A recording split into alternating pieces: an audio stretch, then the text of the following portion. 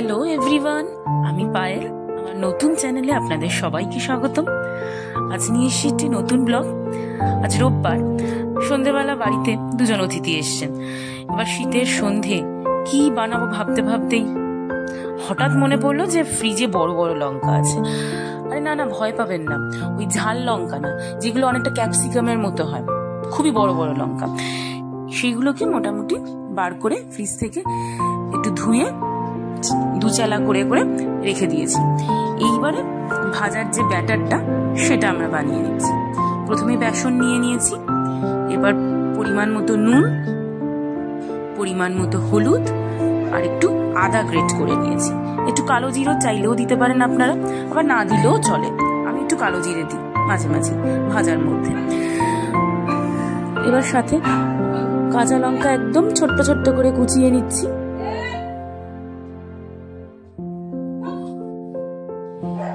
এবার সবটা পুরোটা শুকনো হাতে আমি মিশিয়ে নেবো ভালো করে। আপনারা চাইলে অল্প চিনিও দিতে পারেন স্বাদের জন্য। এরপরে জল দেবো অল্প অল্প করে, যাতে ব্যাটারটা খুব পাতলা না হয়ে যায়, একটু থকথকে থাকে। এবার ভালো করে মেশাচ্ছি, কারণ বাটির তলায় তলায় অনেকটা লেগে থাকছে, তো সেইটা পুরোটা একদম খুব ভালো করে মিশিয়ে নিতে হবে। নেবার পর এবার আগে থেকেই কেটে ধুয়ে রাখা লঙ্কাগুলো আমি এর মধ্যে দেব।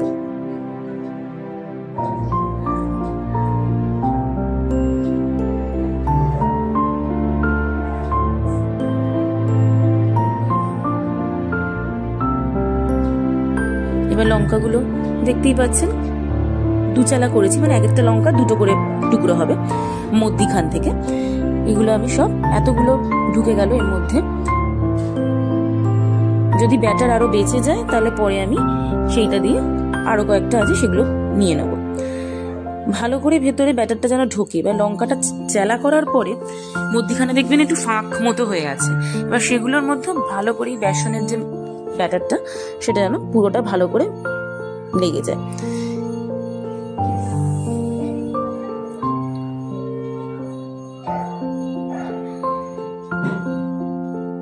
আরো কয়েকটা দিচ্ছি, দেখছি জায়গা আছে বলে।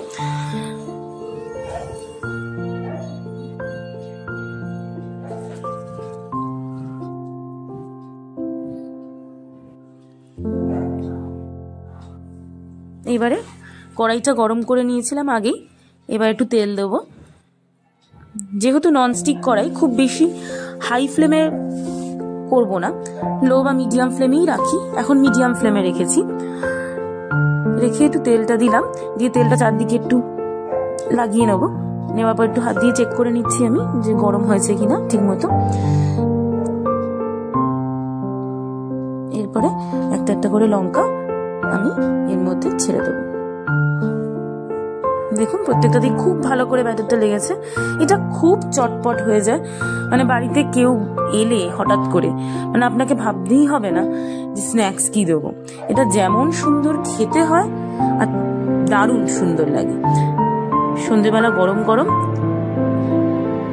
মুড়ি দিয়েও খেতে পারেন, এমনিও খেতে পারেন সস দিয়ে।